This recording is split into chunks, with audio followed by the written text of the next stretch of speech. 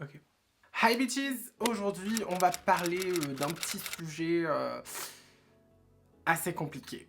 Et je me suis dit que c'était le moment de vous en parler parce que j'y ai repensé et c'est vrai que ça m'a quand même pas mal gâché mon adolescence. Et c'est un truc que je vous avais pas raconté et je me suis dit pourquoi pas vous le raconter. Donc c'est parti. Ça va être un petit peu une story time et en même temps pour prévenir de quelque chose, mais ça vous allez comprendre en milieu de vidéo, mais bon bref, on va parler directement. J'ai vraiment été harcelé dans le sens harcèlement scolaire, plus verbal que physique, attention, mais ça ne veut pas dire que c'est tout aussi bien. C'était au collège, pour ceux qui ne savent pas et qui arrivent sur ma chaîne. Bonjour, je suis une personne transgenre, donc avant j'étais garçon physiquement et je suis maintenant fille physiquement. Au collège, donc tout allait bien, enfin non, pas tout allait bien. Déjà au collège, c'était là où je me posais le plus de questions par rapport à ma même pas ma transition, si c'était plus par rapport, vu qu'avant j'avais physique garçon et que j'aimais les garçons, je me posais pas de questions, tout le monde me disait c'est homosexuel, donc dans ma tête j'étais homosexuel, ce qui n'a rien à voir maintenant. Et bon, je l'ai su par la suite, blablabla, on va pas en faire un plat, mais c'est vrai que moi je trouvais que je n'avais rien, j'ai jamais été attiré par les hommes homosexuels ou quoi que ce soit, enfin genre j'ai pas, je sentais que c'était pas l'homosexualité et qu'il y avait autre chose. Me voilà. Déjà au collège, c'était une période assez compliquée, c'était en 6ème. Donc c'était assez compliqué, déjà voilà, je venais au collège, je connaissais personne, j'avais pas forcément trop d'amis, donc c'était assez compliqué on va dire. Il y avait un peu du harcèlement dans le sens, il y a eu des insultes, moi je me prenais souvent des insultes, que ça soit PD, tout ce que tu veux, tarloux, blablabla, ça, mais ça y allait quoi, on y était, let's go quoi. Donc du coup moi j'ai toujours été habitué à me faire insulter, bon j'avais ma famille qui me soutenait et je pleurais souvent le soir. Mais bon bref, là où j'ai été traumatisé, où vraiment il s'était passé quelque chose, c'était donc du coup en 6ème, vers la moitié de l'année, je m'étais fait un groupe de potes. Je m'étais fait un groupe de potes, je traînais souvent avec les filles et on avait fait, on avait notre petit groupe quoi, plus on avait tout un groupe, je me rappelle, c'était à l'époque où il y avait ma cousine dans le même collège que moi, et moi je traînais avec ma cousine, tous ses potes, moi avec mes potes, et donc du coup ça faisait tout un groupe entier. Et il s'avère qu'au bout d'un moment, on a eu une petite idée, je ne sais même plus, pour vous dire la connerie que c'était, je crois que c'était tout un groupe de meufs, dont moi, qui voulait draguer un mec, je sais plus c'était quoi l'histoire, je ne sais même plus si c'était moi qui voulais le faire ou nanana, là n'est pas le souci, c'est que en gros c'était sur MSN à l'époque et on draguait un mec à tour de rôle, je ne sais plus c'était quoi ce délire de merde. Moi je sais que j'étais in love étant petite de la personne en question, donc je pense que c'était plus pour moi qu'autre chose. Et on avait créé un faux groupe, un faux nom, une fausse personne qui s'appelait Laura. Donc à l'époque je savais déjà bien des choses. Grâce à ce faux personnage, à cette fausse personne, pardon, on draguait le mec en question, on va l'appeler Bernard, même si je connais son prénom, c'est pas du tout Bernard. Bref, I don't give a fuck. Et donc du coup le truc c'est que on draguait à cette époque, j'avais tout un groupe de potes et tout, et on le draguait nanana. Vous allez me dire, déjà, c'est pas très sympa venant de notre part, ça je suis tout à fait d'accord. Pas de soucis sur ce côté-là, c'est pute de notre part de faire ça parce que le mec, on lui crée des faux espoirs et on lui fait une femme de ses rêves alors qu'elle n'existe pas. Mais maintenant, elle existe. Mais bon, maintenant, elle est en couple.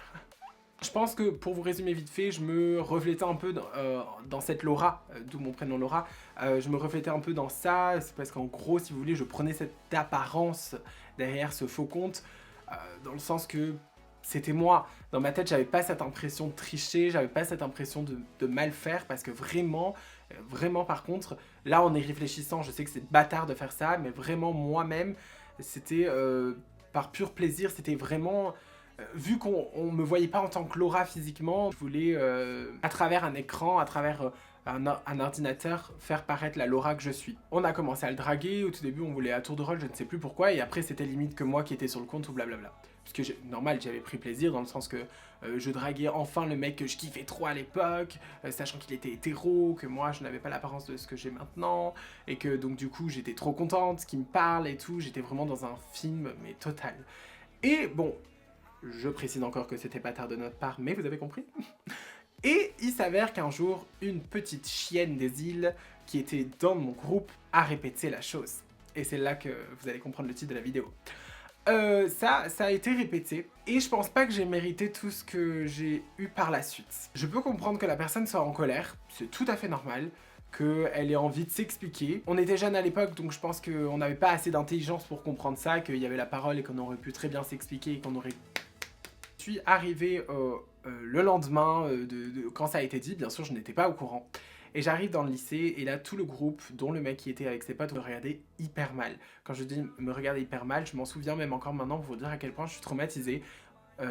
On me regardait trop mal, on commençait les insultes, on commençait à me dire ouais oh là là tu te fais passer pour une fille, ah t'es in love de Bernard, nanana, et on n'arrêtait pas de me le répéter, et ça devenait insupportable et boule au ventre qui s'installe, j'avais l'impression que j'allais tomber dans les pommes parce que de plus en plus que je me rapprochais du groupe pour aller voir mes autres potes, de plus en plus je me faisais hyper mal regarder, plus les insultes, plus des trucs, et là j'ai enfin capté que ça a été dit. Moi j'avais qu'une envie, c'était de me réfugier, me cacher, qu'on me voit plus quoi. Et le pire c'est que la personne en question n'avait pas tellement réagi, c'était plus ses potes qui me charriaient qu'autre chose, et lui ne réagissait pas tellement. C'est là que ça a commencé ce fameux harcèlement, parce qu'on peut clairement dire que c'est un harcèlement scolaire, dans le sens que j'ai subi ça de ma 6e, je crois que c'était en 6e, de ma 6e jusqu'à ma 3e limite.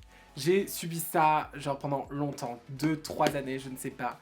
J'avais cette fucking remarque à chaque fois. Oh, t'es une love de Bernard, nanana. Ouais, mais tu sais, il s'en fout de toi, blablabla. Sale PD, nanana.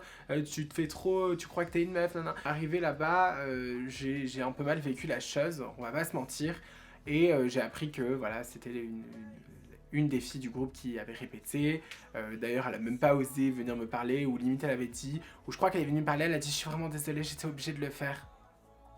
D'un côté, je peux la comprendre dans le sens, elle voulait stopper ça en mode parce qu'elle voulait pas faire de faux espoirs à Bernard ou je sais pas quoi, donc elle voulait stopper tout ça. Donc d'un côté, je peux pas trop lui en vouloir parce que tant mieux, j'ai envie de dire, mais à cause de ça, elle a fait les choses bêtement. J'aurais préféré qu'on puisse discuter ou stopper le compte directement plutôt que direct aller répéter que c'était que moi d'ailleurs, alors que d'abord, à la base, ce n'était pas que moi, c'était toutes les meufs. Et donc du coup j'ai tout pris dans la gueule alors qu'au final c'était même pas que moi. Mais bon bref, là où je voulais en venir c'est que je pense pas mériter tout ça, je pense pas que j'ai mérité tout ça.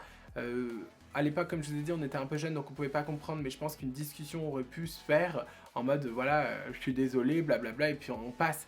Mais non non, au-delà de ça déjà le mec n'a même pas eu les couilles de venir me parler pour m'expliquer les choses. Monsieur l'a juste dit à ses potes, c'est limite se rier de la situation hein, j'ai envie de te dire. Bon, si c'était sa vengeance, tant mieux, mais ça m'a rendue plus forte. Cette histoire m'a suivi pendant longtemps. Les années passées, les classes qu'on passait, tout ça, ça m'a suivi vraiment, je pense, vraiment, je crois, jusqu'en 4e. Et 3e, je suis retombée dans sa classe et l'histoire avait été oubliée. Mais on me charriait d'ailleurs encore avec lui, mais bon. J'ai vécu tout ça et j'avais des insultes au quotidien. Moi j'avais la boule au ventre tous les jours quand j'allais à l'école. Heureusement que j'avais mon frère encore, j'avais mes frères, donc si jamais j'avais un souci, ils étaient toujours là pour me défendre, mais ils pouvaient pas me défendre de toutes les insultes que je me prenais au quotidien. Et au final ça m'a complètement traumatisé mon adolescence, mon enfance même, enfin plus mon adolescence.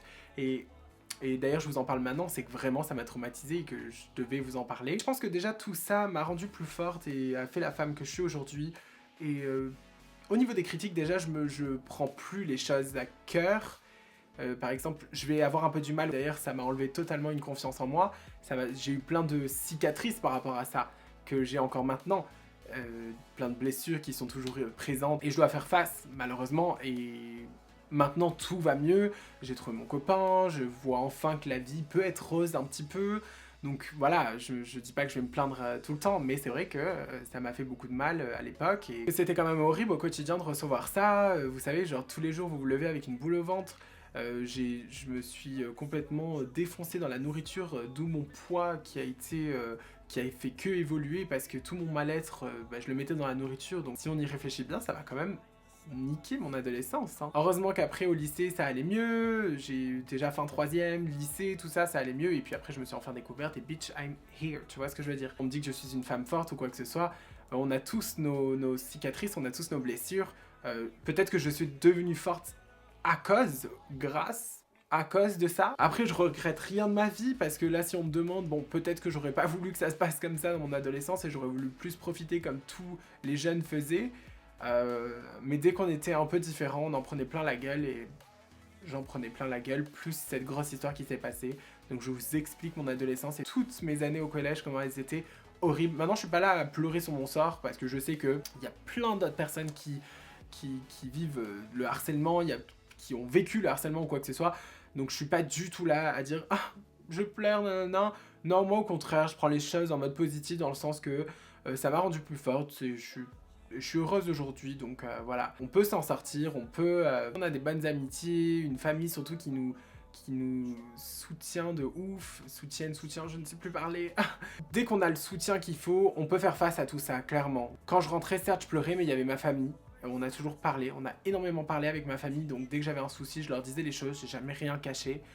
Bon, après, j'étais pas là à leur dire ouais, man, aujourd'hui je me suis fait traiter de PD, et genre parce qu'il faudrait que je lui dise tous les jours sinon. C'est vrai qu'on parlait beaucoup et que j'avais le soutien de ma famille et surtout mes frères qui étaient là, donc même si j'ai été souvent triste, voilà, j'avais quand même le soutien de ma famille qui m'empêchait du coup de faire des bêtises. Pire a été quand mon frère est parti, donc la dernière troisième, quand j'étais en troisième toute seule. Ça a été un petit peu chaud parce que du coup j'avais plus mon frère pour me protéger et il n'y a pas eu grand chose, mais les insultes ou les prenaient encore plus à cœur, surtout que là j'avais pas du tout mon frère pour me protéger, donc je devais plus fermer ma gueule qu'autre chose. Et c'est que au lycée où j'ai commencé un peu à me rebeller et répondre aux gens, tout simplement.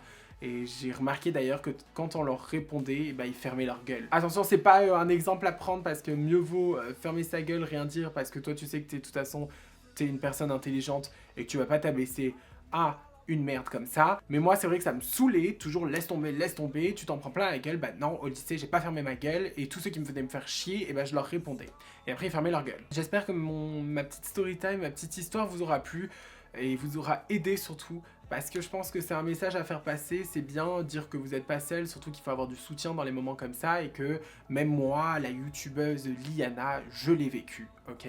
Parce que je suis humaine avant tout. Hein. En tout cas, j'espère que ça a pu vous aider. Si le sujet de la vidéo vous a plu, n'hésitez pas à lâcher un like, n'hésitez pas à commenter, me raconter vous aussi votre histoire, me raconter ce que vous voulez. Et surtout, n'hésitez pas à vous abonner, vous avez ma petite tête qui va s'afficher là avec ma dernière vidéo. Et sur ce, on se dit à la prochaine YouTube.